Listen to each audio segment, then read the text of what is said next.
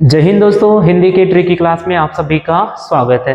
दोस्तों आज की क्लास में जानेंगे संज्ञा के बारे में, बिल्कुल आसान ट्रिक के माध्यम से। साथ ही साथ संज्ञा के जो सभी प्रकार है उसको एक डायग्राम के माध्यम से समझेंगे। तो आइए जानते हैं संज्ञा के बारे में।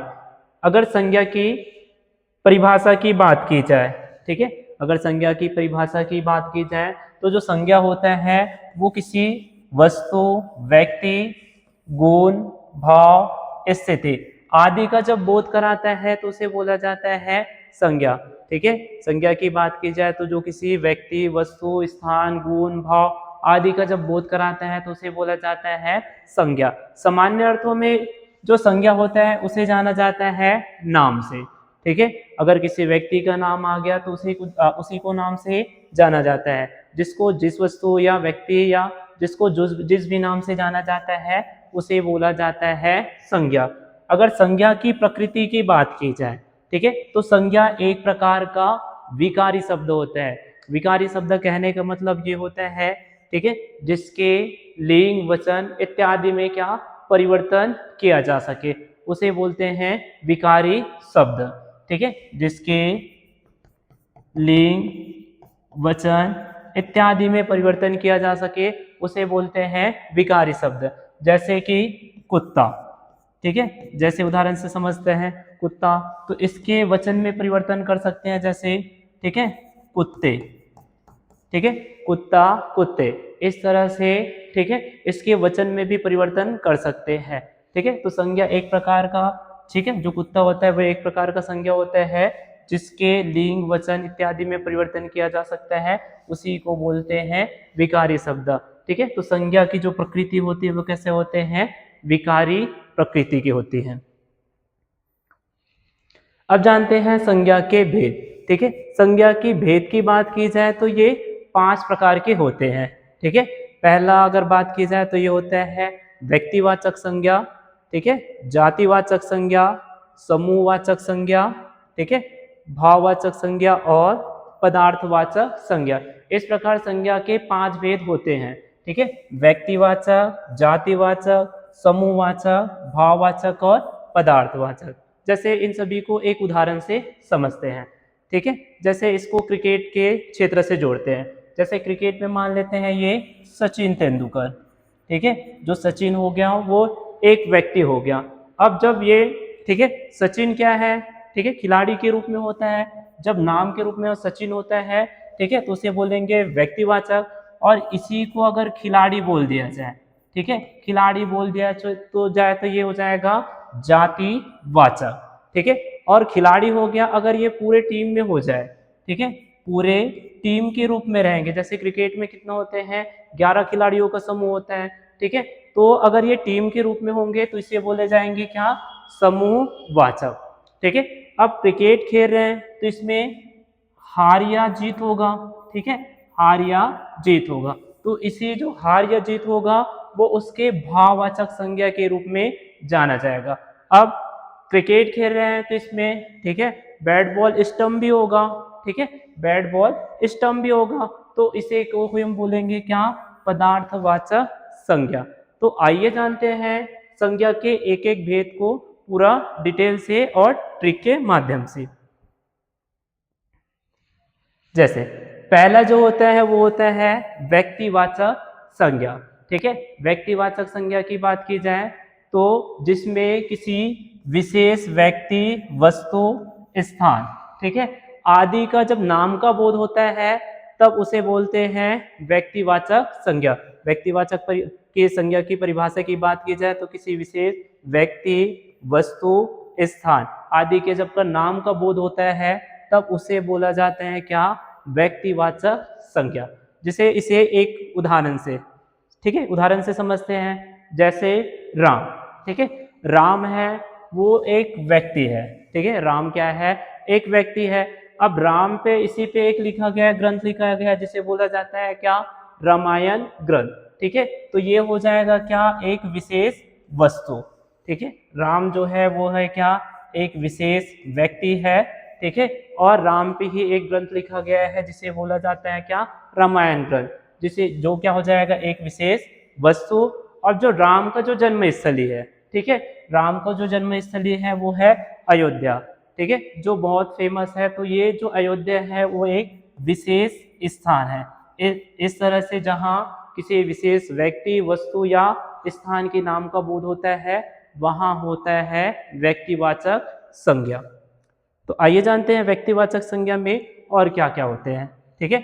जैसे जहाँ भी किसी व्यक्तियों का नाम का बोध होता है, जैसे नाम का बोध कहने का मतलब क्या, राम, मोहन, सीता, गीता इत्यादि, ठीक है, इत्यादि व्यक्तियों का नाम का बोध होता है तो वहाँ क्या होगा, व्यक्तिवाचक संज्ञा। वैसे ही नदियों के नाम का बोध होता है, जैसे नदियों में गंगा, यमुना, जमुना, महानदी, इस तरह से अगर नदियों के नाम का बोध होता है तो वहां भी होगा व्यक्तिवाचक संज्ञा, ठीक है। जहां पहाड़ों के नाम का बोध हो, जैसे हिमालय, सतपुड़ा, विंध्याचल, इस तरह से अगर पहाड़ों के नाम का बोध हो, ठीक है, तो वहां भी व्यक्तिवाचक संज्ञा होगा। वैसे ही देशों के नाम, भारत, चीन, जापान, अमेरिका, इस तरह से अगर देशों के नाम का बोध होता है तो वहां भी क्या होंगे, व्यक्तिवाचक संज्ञा। ग्रंथों के नाम का बोध हो, जैसे रामायण, महाभारत, ऋग्वेद, ठीक है, गीता, पुराण, इस तरह से अगर ग्रंथों के नाम का बोध होगा तो वहां भी क्या होंगे, व्यक्तिवाचक संज्ञा। इसके साथ साथ दिनों के नाम जैसे सोमवार, मंगलवार, बुधवार इत्यादि, ठीक है। महीनों के नाम, जनवरी, फरवरी, मार्च। त्योहारों के नाम, होली, दशहरा, दीपावली, ठीक है। दिशा के नाम, उत्तर, दक्षिण, पूर्व, पश्चिम। और शहरों के नाम, ठीक है, जैसे राजनांदगांव, दिल्ली, मुंबई इत्यादि। इस तरह से अगर इन नामों का भी बोध होता है, ठीक है, दिनों के नाम, महीनों के नाम, त्योहारों के नाम, दिशा के नाम या शहरों के नाम, इस तरह से नाम का जब बोध होता है तो वहां होता है व्यक्तिवाचक संज्ञा।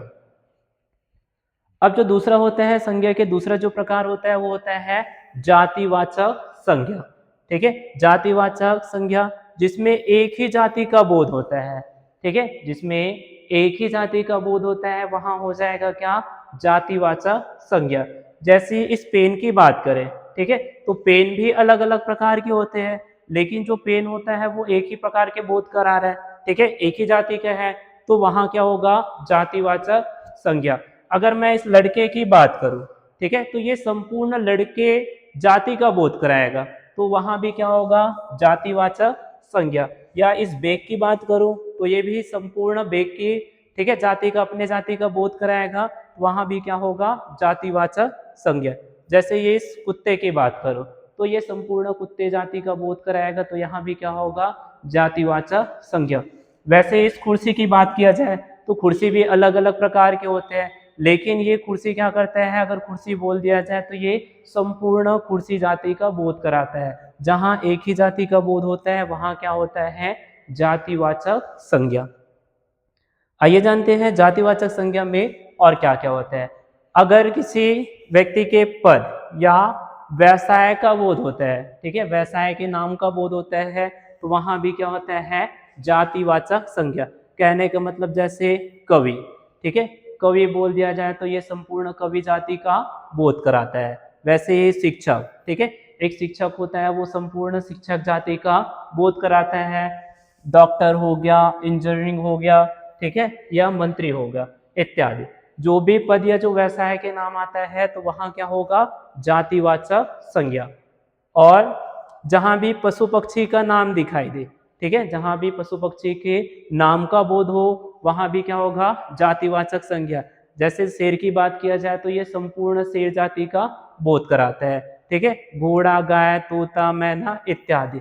इस तरह से अगर पशु पक्षी का बोध होता है तो वहां क्या होता है, ठीक है, जातिवाचक संज्ञा। वैसे ही अगर मनुष्य बोल दिया जाए, ठीक है, जहां मनुष्य के नाम का बोध होता है, जैसे लड़का बोल दिया जाए या लड़की बोल दिया जाए, आदमी या औरत बोल दिया जाए, या उसी को अगर मनुष्य बोल दिया जाए तो वहां भी क्या हो जाएगा, जातिवाचक संज्ञा। वही वस्तुओं के नाम का बोध होता है, जैसे कुर्सी बोल दिया जाए, ठीक है, कुर्सी बोल दिया जाए तो ये संपूर्ण कुर्सी जाति का बोध कराता है। वैसे ही पंखा बोल दिया जाए तो पंखा भी अलग अलग प्रकार के होते हैं, ठीक है, लेकिन ये पंखा सिर्फ पंखे जाति का बोध कराता है, तो ये क्या हो गया, जातिवाचक संज्ञा। वैसे ही कलम, मोबाइल, कंप्यूटर, ठीक है। मोबाइल भी देखेंगे अलग अलग प्रकार का होता है, लेकिन ये सिर्फ मोबाइल जाति का ही बोध कराता है, तो वहाँ क्या होता है, जातिवाचक संज्ञा। और याद रखेंगे ये नोट के रूप में, जहाँ भी प्रकृति से संबंधित जो जितने भी तत्व आते हैं, ठीक है, प्रकृति से संबंधित जितने भी तत्व रहते हैं, वहाँ क्या होता है, हमेशा जातिवाचक संज्ञा। जैसे अगर रेगिस्तान बोल दिया जाए, ठीक है, पहाड़ पर्वत बोल दिया जाए, पहाड़ बोल दिया जाए, या नदी बोल दिया जाए, या फूल बोल दिया जाए, तूफान, लहर, वर्षा या ज्वार भाटा, जहाँ भी प्रकृति से संबंधित जितने भी तत्व आते हैं वहाँ हमेशा क्या होगा, जातिवाचक संज्ञा। ठीक है, तो इस तरह से याद रखेंगे, जातिवाचक संज्ञा में किसी भी व्यक्ति के पद या व्यवसाय का नाम होगा तो वहाँ जातिवाचक होगा। पशु पक्षी का नाम, मनुष्य बोला जाए तब वस्तुओं, ठीक है, वस्तुओं के नाम या प्रकृति से संबंधित जो जितने भी तत्व होते हैं वो सदैव किस में आते हैं, जातिवाचक संज्ञा में।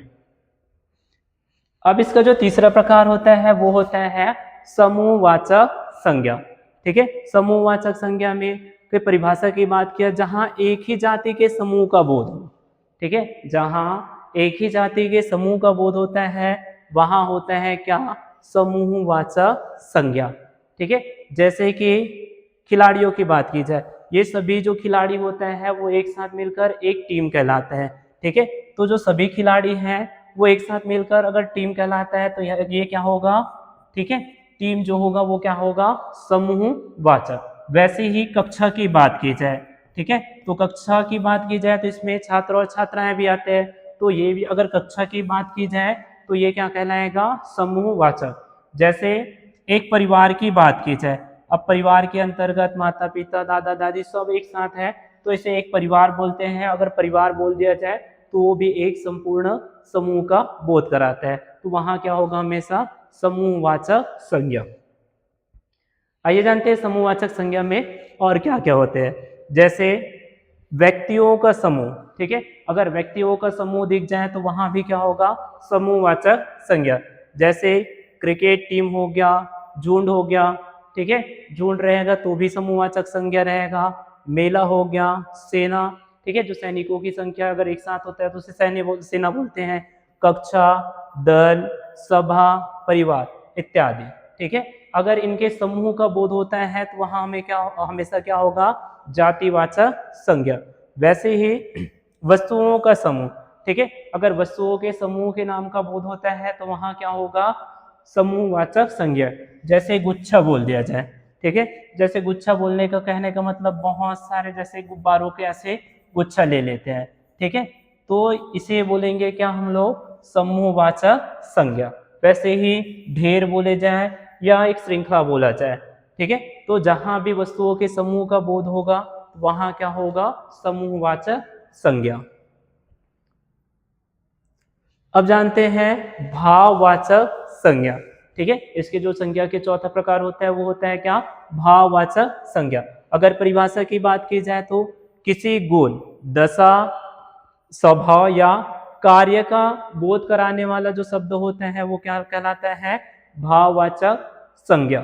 ठीक है, भाववाचक संज्ञा में जैसे उदाहरण में ये देखते हैं, एक बूढ़ा व्यक्ति है, ठीक है, बूढ़ा व्यक्ति है तो ये क्या है, बुढ़ापा कहलाएगा। तो जहां पर बुढ़ापा की बात की जाए तो वहां क्या हो जाएगा, समूहवाचक भाववाचक संज्ञा।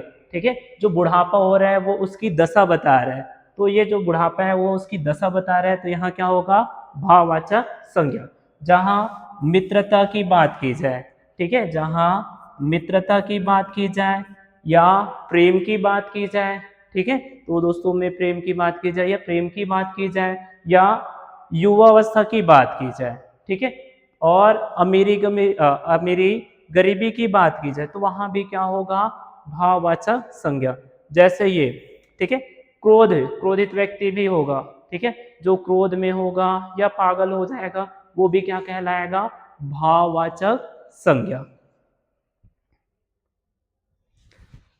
अब जो भाववाचक संज्ञा होता है उसे जानते हैं गुण के आधार पर। जैसे गुण की बात की जाए, ठीक है, गुण की बात की जाए तो सत्य, ईमानदारी, मित्रता, नम्रता या सुंदरता, ये उनके गुण होता है। ठीक है, तो जहां भी गुण की बात की जाता है जहाँ सत्य, ईमानदारी, मित्रता, नम्रता, सुंदरता इत्यादि का बोध होता है तो वहाँ क्या होता है, भाववाचक संज्ञा।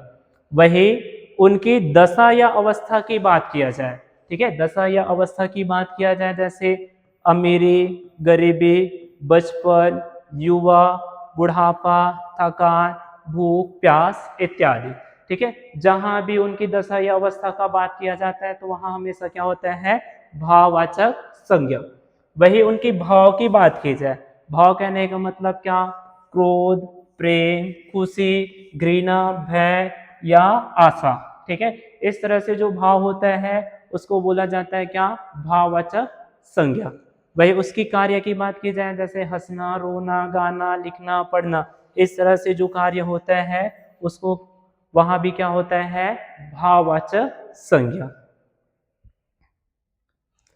अब जानते हैं इसके पांचवा प्रकार जो होता है वो होता है पदार्थवाचक संज्ञा, ठीक है। पदार्थवाचक संज्ञा की अगर परिभाषा की बात की जाए तो जिस पदार्थ से कोई वस्तु बनती है, ठीक है, जिस पदार्थ से कोई वस्तु बनती है या जो किसी भौतिक, ठीक है, जो किसी भौतिक पदार्थ या सामग्री के नाम का बोध कराता है, ठीक है, जिस पदार्थ से कोई वस्तु बनती है या जो किसी भौतिक पदार्थ या सामग्री के नाम का बोध कराता है वहां होता है क्या, पदार्थवाचक, जिसे द्रव्यवाचक भी कहा जाता है, ठीक है। यहाँ पदार्थ के नाम का बोध होगा, वहां होगा पदार्थवाचक या द्रव्यवाचक संज्ञा। जैसे कि सोना, ठीक है, सोना, सोना हो गया, ठीक है, लोहा हो गया, इस तरह से ये दोनों क्या है, पदार्थ। वैसे ही, ठीक है, घी हो गया, दूध हो गया, ठीक है, मक्खन हो गया, ये भी क्या है, पदार्थ है। तो इस तरह से जहां भी पदार्थ के नाम का बोध होता है या पदार्थ जिस पदार्थ से बना होता है उसी को हम लोग बोलेंगे क्या, पदार्थवाचक संज्ञा। जैसे कि पदार्थवाचक में जो धातु या खनिजों के जो नाम होते हैं, ठीक है, वो आते हैं पदार्थवाचक संज्ञा में, जैसे सोना, चांदी, लोहा, तांबा, पीतल, एल्युमिनियम इत्यादि धातु या जब खनिज का नाम का बोध होता है तो वहां आता है कि हमेशा पदार्थवाचक संज्ञा, ठीक है। वैसे ही जब ईंधनों के नाम का बोध होता है, ईंधन कहने का मतलब कोयला, पेट्रोल, लकड़ी, कागज, ठीक है, कोयला, पेट्रोल, लकड़ी, कागज, कपास इत्यादि के जब नाम का बोध होता है तो वहां हमेशा क्या होता है, ठीक है, भाववाचक पदार्थवाचक संज्ञा। जहां भी खाद्य पदार्थों के नाम का बोध होगा, खाद्य पदार्थ कहने का मतलब चावल, गेहूं, आटा, दूध, दही, तेल, चीनी, नमक, घी इत्यादि, जहां भी खाद्य पदार्थों के नाम का बोध होगा तो वहां भी हमेशा क्या होगा, पदार्थवाचक संज्ञा। इस तरह से संज्ञा को याद रखेंगे, संज्ञा के 5 प्रकार होते हैं, ठीक है, बिल्कुल आसान तरीके से याद रखेंगे। अगर वीडियो और कंटेंट अच्छा लगा तो चैनल को लाइक, सब्सक्राइब, शेयर जरूर कीजिए। धन्यवाद।